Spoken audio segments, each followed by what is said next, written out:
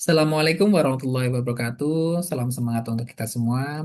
Bapak Ibu para mahasiswa yang kami banggakan, selamat datang kembali pada tutorial online mata kuliah administrasi pertanahan. Saya berharap Bapak Ibu tetap dalam keadaan sehat walafiat dan terus konsisten mengikuti proses pembelajaran kita di kali ini. Bapak Ibu, pada sesi ke-6 ini kita akan mempelajari materi mengenai peralihan hak atas tanah. Materi ini sangat penting karena berkaitan langsung dengan praktek yang terjadi di masyarakat, seperti jual beli tanah, terus kemudian hibah maupun tukar menukar hak atas tanah. Coba kita pikirkan sejenak, mengapa setiap peralihan hak atas tanah harus diatur secara hukum? Apa yang bisa terjadi apabila proses peralihannya dilakukan tanpa prosedur yang benar? Pertanyaan-pertanyaan seperti ini penting untuk membantu kita memahami bagaimana administrasi pertanahan itu bukan hanya persoalan dokumen saja, tetapi juga berkaitan dengan kepastian hukum, perlindungan hak, dan pencegahan sengketa di masyarakat. Melalui proses pembelajaran pada sesi kali ini, kita diharapkan mampu memahami pengertian dan dasar hukum peralihan hak atas tanah, menjelaskan pejabat yang berwenang dalam proses peralihan hak, memahami bentuk akte dan kemudian izin peralihan hak, menjelaskan proses pendaftaran peralihan hak atas tanah, serta menganalisis praktek-praktek peralihan yang terjadi di masyarakat. Untuk itu, mari kita pelajari bersama modul 7 administrasi pertanahan dengan sungguh-sungguh dan mendalam.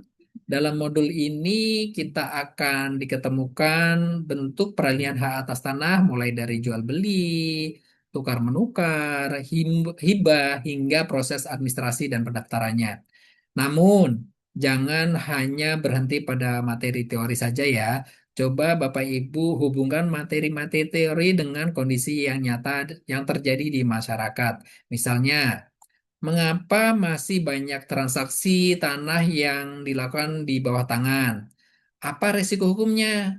Dan bagaimana seharusnya proses peralihan hak dilakukan agar memberikan kepastian hukum bagi semua pihak?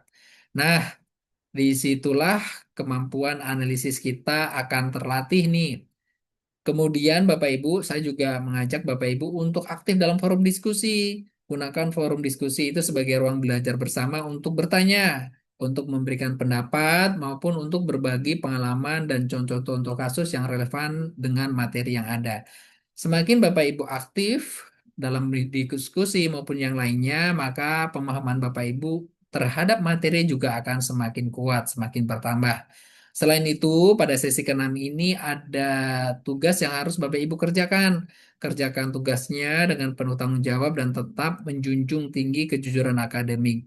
Dengan apa yaitu hindari plagiasi, menyalin jawaban dari internet tanpa memahami isi, tanpa parafrase. Kemudian juga menggunakan mesin kecerdasan buatan secara langsung tanpa proses berpikir dan analisis pribadi, tanpa parafrase. Itu tidak dibolehkan. Ingat bahwa tujuan dari pembelajaran bukan hanya memperoleh nilai, tetapi juga membangun kemampuan berpikir kita untuk berpikir kritis dan juga pemahaman yang benar terhadap praktek-praktek administrasi pertanahan.